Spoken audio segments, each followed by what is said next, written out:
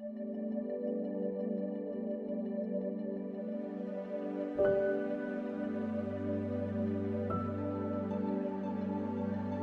यीशु मसीह की सलामती आपके साथ हो। Good morning. आज 21 सितंबर 2022 है।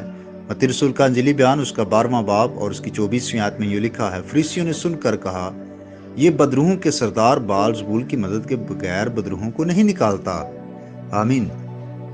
जब खुदावंद यीशु मसीह ने अंधे और गूंगे शख्स को, जिसमें बदरू थी, शिफा बख्शी और लोग हैरान हुए और कहने लगे कि क्या ये इब्ने दाऊद है, तो फरीसियों ने खुदावंद यीशु मसीह पर कुफर अमेज इल्जाम लगाया। फरीसी लोगों में अपनी शोहरत पर बहुत नाज करते थे। इससे उनको और ज्यादा तकवीयत मिलती, उनकी ताकत को सहारा मिलता और उनकी जेबें भरती थीं। और वो हरगिज इस बात को पसंद नहीं कर रहे थे कि उनके सामने किसी और की तारीफ की जाए, इसलिए वो मसीह की तारीफ को बर्दाश्त ना कर सके।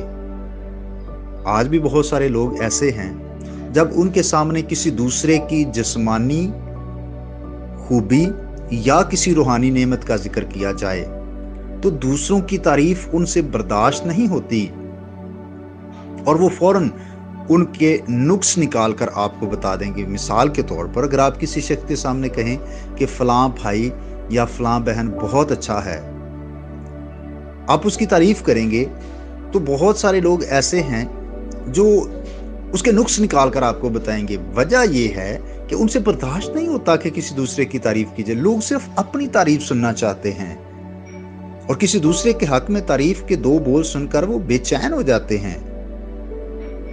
मसीह खुदावंद तारीफ के साए से भागता था, मगर तारीफ उसके पीछे पीछे आती थी। इसलिए फरीसियों ने मसीह के बारे में बड़ी हकारत और तंज से बात की।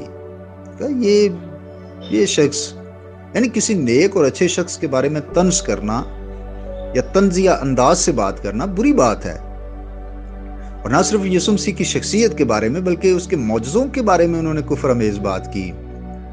वो इस हकीकत को तो झुटला नहीं सकते थे। ये बात तो रोज़े रोशन की तरह अयां थी कि मसीह के कहने से बदरूह निकल गई है। वो इस बात को तो झूठा नहीं कह सकते थे।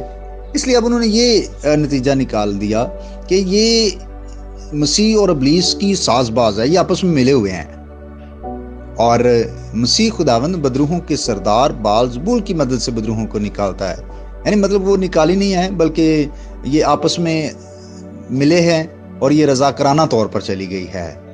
यानी ना सिर्फ खुदावंद यीशु मसीह की शख्सियत, बल्कि उसके मौजज़े पर भी उन्होंने इतराज़ किया।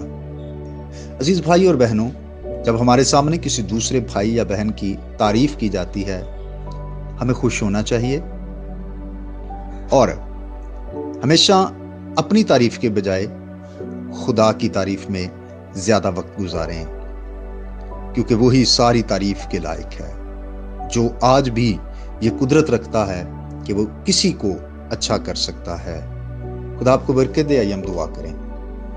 कादर मुतलिक आसमानी खुदा बाप, हम तेरे बेटे यीशु मसीह के नाम से शुक्रगुजारी करते हैं आज की इस नई सुबह के लिए। और मेरी दुआ है खुदा कि आज का दिन हम तेरी मर्जी के मुताबिक गुजारें और बख्श दे खुदा कि हम हमेशा तुझ जिंदा खुदा की तारीफ करें। और इसके साथ साथ जब अपने किसी भाई या बहन की तारीफ हमारे सामने होती है तो खुदा हमें उसमें खुश होना सिखा।